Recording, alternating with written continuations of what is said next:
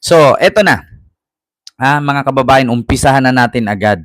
Diyos ko, kung naalala ninyo mga kababayan noon, si PBBM ay ayaw mangialam dyan sa impeachment ni Sara. Ah? Mga kababayan, kung naalala nyo noon, sabi nga ni PBBM, itong impeachment ay ipaano na lang natin yan, ipaubaya na lang natin yan sa Kongreso at sa Senado. Pero ngayon mga kababayan, nag-iba na. Bakit? Kumbinsido si Pangulong Bongbong Marcos na dapat makonvict si Sara sa paglustay ng confidential fund na hindi niya maipaliwanag at hindi niya maharap-harap, at ito ay ipinaubaya niya na lamang sa kanyang mga bayarang abogado, which is totoo naman talagang binayaran. Bakit? Sinong tangang abogado na mag-aabogado kay Sara kung hindi sila binayaran? Yan ang literal, yan ang real talk na bayaran. Binayaran sila ni Sara na kahit alam nila na hindi nila masagot at kahit alam nila na hindi nila alam kung saan dinala, kailangan nilang pagkasinungalingan, kailangan nilang depensahan. Bakit? Kasi bayad sila. Ganun yun, mga kababayan. Pakinggan ninyo mga kababayan, kumbinsido na si PBBM noong nalaman, noong napanood ni PBBM ang mga binitawang salita ni Acosta na kung saan ultimo mga senador nabubuysit kay Gina Acosta dahil sa paulit-ulit na tanong, hindi alam sagutin. Eto na mga kababayan, ako pakinggan natin. Eto. Patay tayo dito ngayon, Sara. Do you think the prosecution has done enough to merit conviction? Sa ngayon po? At least on this particular article. Okay, ayon sa palasyo, in a way, yes. Pagdating sa pagturo kay Vice Presidente, kay Colonel Chica, na sila ang nag-control ng pondo. Para sa confidential funds. Nako. May basihan para makonvict si Vice President Sara Duterte pagdating sa issue ng paggamit ng confidential funds. Ito ang posisyon ng palasyo kaugnay ng naging pagtestigo ni Gina Acosta, dating Special Disbursing Officer ng Office of the Vice President sa impeachment trial ni Vice President Sara Duterte kahapon. Sa pagdinig ng impeachment court, paulit-ulit na itinuro ni Acosta si Colonel Raymond Dante La Chica, dating Chief Security Officer ng OVP, pagdating sa kung sino ang may alam kung paano nagastos ang 125 million pesos na confidential funds ng OVP. Ang sagot naman sa akin ni ISO officer, Ma'am Gina, kung ano man ang binigay ko sa iyo na mga dokumento, yun na yun. Kasi ang mga transaction o ang operation door is very sensitive information. Sensitive information po, Ma'am Gina. At saka confidential po ito. Kaya kung ano ang binigay ko sa iyo na mga acknowledgement receipt, yun po, yun. Yun na yun. Okay. Patay tayo dyan, mga kababayan. So, alam nyo na. So, sa madaling salita, kung ano yung utos ni Sara, wala ka na ibang tanong. Kung ano yung nilagay dyan, wag ka na magtanong. Kasi yun na yun. Sabi ko nga sa inyo, mga kababayan, nilaglag na ng nilaglag eh. Sa totoo lang, sa mga hindi nakakaalam, si BBM nanunood yan. Sabi ko nga sa inyo, pag galing yan sa visit dito, kung naalala nyo, si BBM kahapon ay pumunta ng Bulacan, no? Sa may mga electric jeep, pagawaan ng electric jeep. Pag uwi niyan, pagpunta ng palasyo, nanunood yan ng impeachment. No? Chini-check niya yan. Oo, inaano niya. Inuobserbahan niya kung ano ang mangyayari. Siyempre, marami yan sila doon, nakaupo, magpamilya. Siyempre, nandun yung asawa, abogado yun, si F. Elisa. Andun yung mga anak, siyempre mga edukado yun at disente, walang mga tato, hindi mga bangag. So ngayon mga kababayan, siyempre mag-uusap-usap yan. Diyos ko, hindi porkit presidente yan, ay may pamilya din yan. At least yung pamilya niyan buo, hindi kalat-kalat, walang jowa, walang nabuntisan, walang hinalikang iba. Di ba? Kaya sa totoo lang, mag-uusap-usap yan. No? Habang kumakain yan, di natin alam. Habang kumakain, nandyan yung TV, naka-play. Manunood yan eh. So ngayon, syempre, magtatanong yan ngayon si BBM sa kanyang asawang abogada. O sabihin, ano bang magiging kaso nito? O ano bang magiging ganyan nito? Ano bang ganyan nun? So kaya, ang sabi ng palasyo, kumbinsido. Eto, mga kababayan, palasyo, kumbinsidong dapat makonvict si BP Sara sa issue ng paggasta ng confidential funds. Patay tayo dyan, mga kababayan. Nako, Diyos ko. So, ibig sabihin, mga kababayan, napanood na ng Pangulo. Napanood na ng Pangulo kung ano at anong kahinatnan dito. Anong consequences dito? Anong conclusion dyan sa hearing na yan? Bali-balita ko pa, mga kababayan. The more na paunti ng paunti ang senador, ay the more na pababa ng pababa ang boto ng conviction. Eto na nga mga kababayan. Kasi ganito mga kababayan, ang dami ko pong napanood ng mga law expert. Isa na dyan si Attorney Din Santa Maria. Si Din Attorney Mel Santa Maria. Ang sabi niya, ang nakalagay sa saligang batas sa korte, 2/3 ng boto ang magpapakonvict sa impeachable official na ini-impeach. So ngayon, hindi naman nilagay doon porque 2/3 ay 16. Paano kung merong namatay, merong nakulong, merong nagtago? So pababa ng pababa yan. Kasi saan ka nakakita? Ang senador dyan, 21 na lang kasi 2 nakulong. Yung isa nagtago. Yung isa DepEd secretary na. Isipin nyo 24 ang senador. Wala na si Sani Angara kasi DepEd secretary. Wala si Bato dahil nagtago. Nakulong si Jinggoy, nakulong si Marcoleta. So 20 na lang sila. 20 na lang ang senador na pipirma. So ilan ba ang 2/3 ng 20? Huwag yung sabihin 16 pa rin. Apakabubo naman kung ganon. So sinong teacher nagturo sa inyo na 2/3 sa 20 ay 16? Kasi palamunin ko ng roller. Sinong teacher nagturo sa inyo, mathematics teacher, from elementary, trigonometry, geometry from college, na ang 2/3 ng 20 ay 16? Sige, pakisagot mga DDS.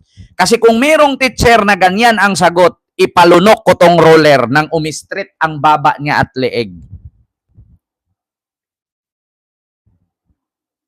Diba? Yun ang sabi. At iklot, hindi lang si Attorney Mel Santa Maria. Marami ding abogado na nagre-react. Kahit si Attorney Cristina Conte, Dino De Leon, Chel Jokno, sino pa, yung mga nagre-react. Marami. Mga kababayan na nagsabi, ang nakalagay sa Korte Suprema ay 2/3. So, pag sinabing wala namang sinabi doon na kailangan 24 ang senador. So, ang 2/3 ng 24 is 16. Paano nga na may nakulong? Hindi porkit nakulong ay hindi na po pwedeng bumoto ang nakulong. 'Di ba? Sa totoo lang mga kababayan, ganun 'yun, nakulong. Maliban na lang kung ang kapwa senador, nung nakakulong, halimbawa si Jinggoy, si Marcoleta, ay yung mga kapwa niya senador magsabi na gawa tayo ng resolusyon. Kailangan makaboto si Jinggoy, makaboto si Marcoleta, at si Bato, kahit nagtago, mag-zoom na lang. Mag-zoom na lang sila. So kung sang-ayunan yan, pwede. Pero mga kababayan, labag po sa konstitusyon yan. Walang ganyan. Walang ganyan mga kababayan. Labag sa konstitusyon. Kasi sa totoo lang mga kababayan, kung naalala ninyo noon, nung panahon ni Corona, wala si Dilima at that time. Nakakulong si Dilima. Nakakulong din si Trillanes. Kaya ilan lang ang boto ni Corona. Kaya na-impeach siya. Ngayon, tignan mo. Acceptable na yon, wala na si Sani Angara. So 23 na lang sila. Nakulong si si Jinggoy, nakulong si Marcoleta, nagtago si Bato, tumakbo si Ligarda. So hindi naman po pwedeng uuwi si Ligarda, ang sabi may sakit nga ni, o extend na naman. Di ba? Extend na naman. So ang mangyari dyan, mga kababayan, ilan ang nawala? Kasi acceptable na yun mga kababayan, nawala na si Sani Angara, 23 sila. Nakulong si Jinggoy, nakulong si Bato, si Marcoleta, nagtago si Bato, tumakbo si Ligarda. Ilan na lang ang natira? 19. Ilan ang 2/3 ng 19?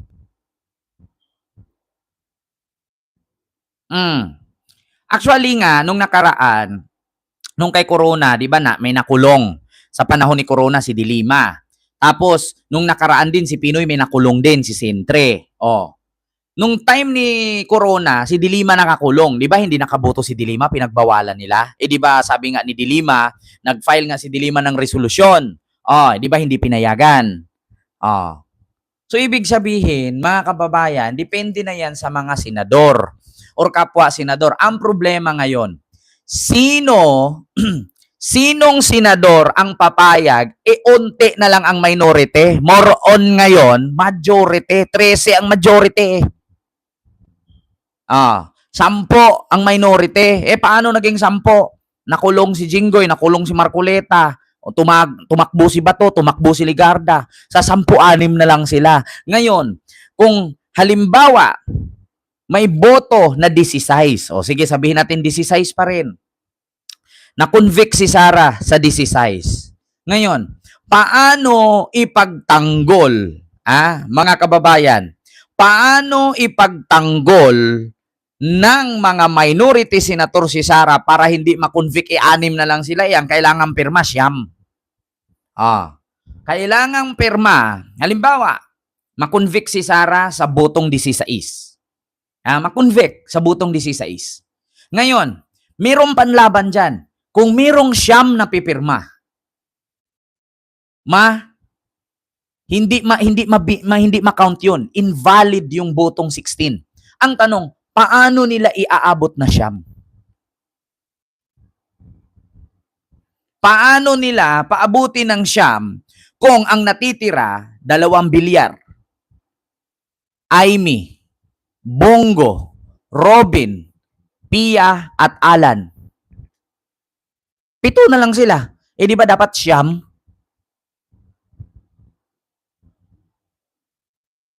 Di ba? 2/3 of 20 is 13. Sa 19 is 12. Kaya nga sabi ko sa inyo mga kababayan, nako, kumbinsido na talaga si PBBM. Kung naalala nyo nga ang sabi, hindi pwede, naalala nyo ang sabi, hindi pwedeng buksan ang BIR box kasi bawal daw. Pero, ang sabi, ang Pangulo ng Pilipinas lang ang may karapatan magsabing buksan o hindi. Anong sagot ni BBM? Buksan nyo yan. So, ibig sabihin, sang-ayon nga si BBM. Diba? Patay tayo dyan. Continue, Ma'am Rizelicio, silo po. Una na ring sinabi ni Acosta na kaya lamang niya ibinigay ang 125 million pesos kay Colonel La Chica ay dahil aprobado umano ito ni VP Duterte. Ayon kay Yusek Castro, isang public fund ang confidential fund na dapat na ma-account ng mabuti. Kapag hindi ito na i-account ng mabuti at hindi naman ito sa ngayon na papasinungalingan ng Vice Presidente na siya talaga ang nakakuha ng pera upang gamitin sa kanyang pagpoprotekta, pansariling pagpoprotekta, at siya ang nakapirma sa liquidation report. So kapag hindi na si ayos mabuti at nawawala ang mga dokumento, ang ibig sabihin niyan may prima facie evidence na ito ay nagamit ng personal. Narinig ninyo? Sinabi ko yan kanina. Kapag ang mga dokumento dito ay ito sa mga nagsasabing DDS dyan. Ito, mabilis lang tong intindihin kahit alam kong mga narcissist kayo. 'Di ba, alam ko na kayo laging tama, hindi kayo nakikinig kasi lagi nga kayo tama, ultimong Google nga fake news eh, kayo yung totoo. So, sana naman kahit kaunti may makuha kayo ditong aral. Lagi nyo kasing sinasagot, confidential nga ni, kahit sabihin mong confidential, inimbestigahan nga ni, sige, bigyan ko kayo ng example. Halimbawa, may pinatay ako. Confidential, hindi pwedeng sabihin. Iniimbestigahan ako. So, hindi pa po pwedeng imbestigahan kasi confidential? Inimbestigahan nga ni. Di ba? Ganun lang naman, mga DDS at mga loyalist at kakamping. Kapag kasi nagot kayo ng mga DDS, halimbawa, ang kakamping at loyalista nagsabi, Sara, saan mo dinala? Sara, magsalita ka na. Sara, saan si Mary Grace Piatos? Saan si Bilat? Saan si Pagong? Saan si Ngit-Ngit? Saan si Pusa? Saan si Poki Makate? Saan si Gina Cool? Siyempre, ang sabihin ng mga DDS, confidential nga ni. Given na yun, confidential. Iniimbestigahan eh. So, porket confidential, once na inimbestigahan, makakalkal talaga yan. Bakit? Inimbestigahan nga ni. Di ba? Okay lang sana kung ang hearing na yan ay sa barangay lang. Pwede mo naman, pag sa barangay lang yan, pwede naman sabihin, sige, close na kayo, huwag na kayo mag-away ha, o bati-bati na, yakap-yakap na, shake hands. Mga kababayan ko, utang na loob, lalo na sa mga DDS, sa Senado na po yan. Tapos sasagutan naman mga DDS niyan, hindi naman korte ang Senado. Wala naman kasi sa korte yan eh. Kasi kapag impeachable official na inimpeach, sa Senado talaga yan ihihiring, hindi sa korte. Bakit? Sa Senado yan, kasi yan yung hukom di umano sa taong bayan. Kasi kung Korte Suprema yan, sa mga private citizen yan. Sa mga kanya-kanyang buhay ang korte. Ang Senado, pangkalahatan yan. So, once na kinalkal yan dyan, ultimo, isang hibla ng bulbul ni Sara dyan, bubuliklatin talaga. Kahit sabihin nyo, confidential nga ni, nako, maniwala kayo sa akin. Kahit ultimo, maiksing bulbul ni Sara, bibilangin dyan, maniwala kayo. Kinalkal na yan eh. Once na kinalkal ng national yan, tandaan ninyo, hindi lang korte yan. Ang korte, hindi mangingialam ang korte dyan. Bakit? Kasi nga, impeachable official si Sara. Okay lang sana si Sara kung nagtitinda lang ng isda yan, private citizen yan, walang posisyon sa gobyerno kasi bara-barangay lang. Pagkatapos mong akusahan, bati-bati, beso-beso, uwi. Tapos na yung issue. Mga kababayan, mga kababayan, public official si Sara. Talagang kakalkalin yan. Kumbaga sa bulbul ni Sara yan, kung meron siyang 1,000 hibla, yung mga bagong tubo nun, yung mga baby hair, bibilangin yun. Bakit? Inimbestigahan eh. So nakikita mo may mga bagong tubo, hindi mo bibilangin. Nag-imbestiga ka pa. Parang lang yan eh, parang grupo ng Manibela. Nagreklamo, bakit daw ang mahal ng gasolina? Ang gasolina daw sa world market, 82 pesos lang. Bakit daw binibenta ng mga gasoline station ng 85? Kaya sinagot ko, sabi ko dun sa comment, nagnegosyo pa sila.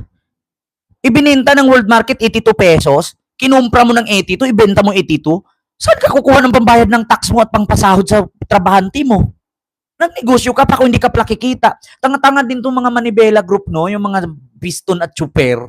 Yung mga driver sa jeep, 82 lang naman sa world market yung gasolina. Bakit ibibenta nyo ng 85? Di kayo, ako mag-driver. Sige, kayo magtinda. Kumprahin mo sa world market yung gasolina, 82, tapos ibenta mo 82. Saan ka kukuha ng papasahod mo dun sa mga pump attendant? Saan ka kukuha ng papasahod mo sa cashier? Saan ka kukuha ng pambayad mo tax sa gobyerno? Tanga-tanga lang. Diba? Parang kay Sara lang yan. Nag-imbestiga ka pa. Ang bulbul ni Sara, mayroong 1,701 bulbul. Yung 1, yun yung baby hair. Tapos hindi mo isali, 1,700 na lang. Nag-imbestiga ka pa kung may iwanan ka palang isa. Ano yan, sabon na Joy? Na isang patak, 99.9% ng germs ang nawawala, may isa pang iniwan. Diba? Yung sabon nga na Joy, pagpatak mo sa plato, Di ba nakalagay, 99.9% tanggal ang germs. Eh, ba't nag-iwan ka pa ng isa? So, ibig sabihin, hindi talaga totaling malinis. Kasi may 1 pa eh. Di ba? Ganun yarn. Kita nyo na, mga kababayan. Ganyan. Oh, ganyan mga DDS ha. Intindihin mabuti. Huwag maging tanga, huwag araw-arawin para hindi masaktan. O, ito yung sunod. Naku po, mga kababayan, ito pa. Oo. Hay, nako. Dito naman si Reynald Bindok. O, baka kasali to sa confidential ni Sarah. Oo, kasi Bindok, di ba? May nakita akong Dudoy Bunal, Dudoy Bundok, Dudoy Bindok. O, kasali yan.